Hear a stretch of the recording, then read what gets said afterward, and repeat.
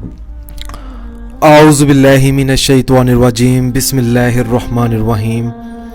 अस्सलामु अलैकुम मेरे प्यारे भाई और बहनों, उम्मीद करता हूँ कि आप सब लोग खैरियत से होंगे। आज मैं इस वीडियो में आपको 12 रबीउल अव्वल की रात का एक मुबारक और एक कुरानी वजीफ़ा आप लोगों की खिदमत में पेश करने लगा हूँ। वो भाई बहन जिनकी दुआ कबूल नहीं होती, अगर आपकी कोई हाजत है, अगर आप चाहते हैं कि आपकी वो हाजत अल्लाह पाक कबूल फरमाए, वो चाहे शादी की हो सकती है, चाहे दौलत की हो सकती है, चाहे वो निकाह की हो सकती है, चाहे वो दूसरी शादी की हो सकती है, मगर जायज़ हाजत। अगर आपने अभी तक हमारा चैनल सब्सक्राइब नहीं किया तो हमारे channel Zoya life health care को सब्सक्राइब करें ताकि मेरे जितने भी अमल हैं वो आप लोगों तक पहुंच सकें।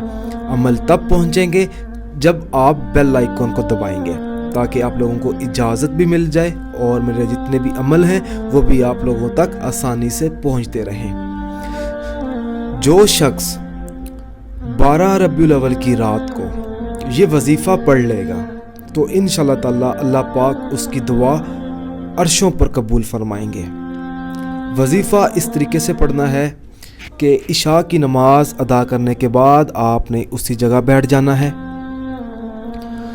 सबसे पहले तो आपने बिस्मिल्लाहिर्रहमानिर्रहीम पढ़नी है। उसके बाद आपने अपना मतलूबा मकसद वो जिस मकसद के लिए आप अल्लाह पाक से दुआ करेंगे उस मकसद को आपने अपने जहन में रखना है। उसके बाद आपने 141 बार अल्लाह पाक का इसमें मुबारक है या कहारू इसका विर्द करना है। उसके बाद आपने सजदे में चले जाना है। सजदे में 3 बार आपने या अल्लाह का विर्द करना है, 3 बार आपने या मोहम्मद का विर्द करना है। उसके बाद आपने 3 बार सूरत कौसर पढ़नी है सजदे में। सजदे से उठकर आपने फिर 141 बार अल्लाह पाक का इसमें मुबारक है या लतीफ़ू आपने इसका विर्द करना है।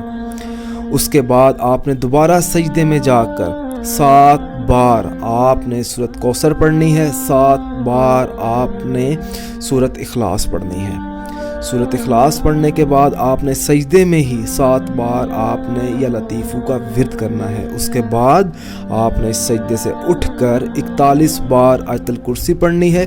आयतुल कुर्सी पढ़ने के बाद आपने 3 बार दुरूद पाक पढ़कर अपने मतलूबा मकसद में कामयाब होने के लिए अल्लाह पाक से आप दुआ कर सकते हैं ताकि आपकी दुआ वो अल्लाह पाक कबूल फरमाए।